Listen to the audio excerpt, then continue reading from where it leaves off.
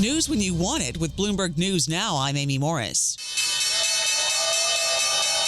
There's your closing bell for this Friday on Wall Street, closing out a tumultuous February with arrows pointing down. A hotter than expected producer price reading, plus geopolitical risks weighing on sentiment.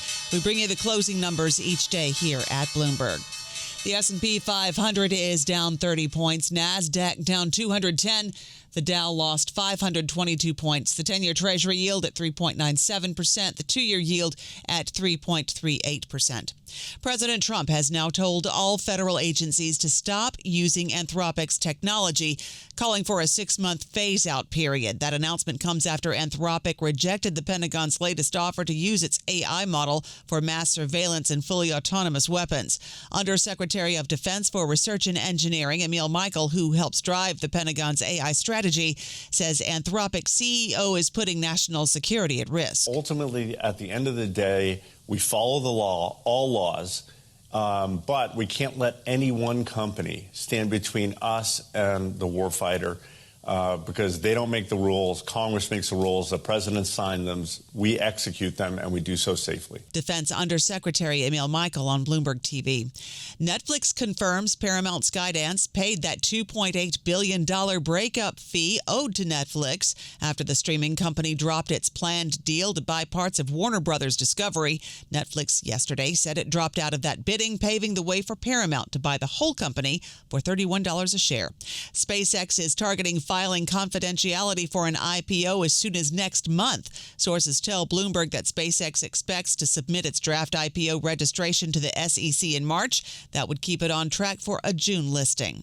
Former President Bill Clinton has denied any knowledge of Jeffrey Epstein's crimes as he began closed-door testimony before a House committee. He described his relationship with Epstein as a brief acquaintance that ended years before Epstein's conduct became public.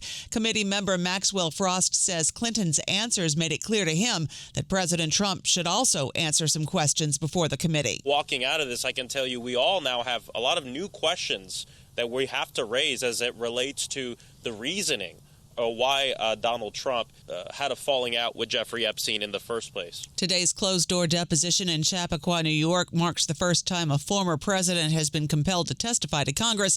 It comes a day after former Secretary of State Hillary Clinton sat with lawmakers for her own deposition. President Trump says he's not satisfied with how talks are going in Iran. I'm not happy with the fact that they're not willing to give us what we have to have. So I'm not thrilled with that. We'll see what happens. We're talking later. But no, I'm not happy with the way they're going. Secretary of State Marco Rubio will make a quick trip to Israel early next week as tensions between the U.S. and Iran soar amid a massive buildup of U.S. forces in the Middle East. The State Department has released a statement saying Rubio will visit Israel on Monday and Tuesday. That announcement comes hours after the U.S. began evacuating non-essential personnel and family from the embassy in Israel. Oil is also on the rise again. Brent crude now around $72.50 a barrel. President Trump then turned his attention to Cuba, where the White House looks to leverage Cuba's energy crisis. Maybe we'll have a friendly takeover of Cuba. We could very well end up having a friendly takeover of Cuba. President Trump made those comments as he left the White House for an event in Corpus Christi, Texas. OpenAI and Amazon have unveiled a strategic partnership that includes a $50 billion investment by Amazon into OpenAI. OpenAI has raised $110 billion in a deal that values the startup at $730 billion, representing the ChatGPT maker's largest funding round to date. The producer price index came in hotter than expected. Bloomberg's Michael McKee. The PPI for final demand up 0.5%, the same as in December. The forecast was for a 0.3 rise. Take out food and energy, and we're up 0.8 after 0.7 last month. And take out trade to that, and you're up 0.3. That one's down just a little bit. Bloomberg's Michael McKee. NASA canceling a multi-billion-dollar upgrade to the SLS rocket, adding a test flight closer to Earth in the Artemis mission.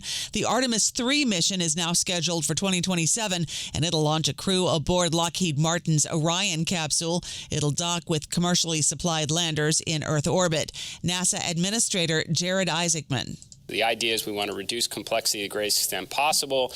We want to accelerate manufacturing, pull in the hardware, an increased launch rate, which obviously has a direct safety consideration to it as well. NASA Administrator Jared Isaacman says the goal of the changed sequence is to fly more frequently to meet the 2028 deadline to land on the moon.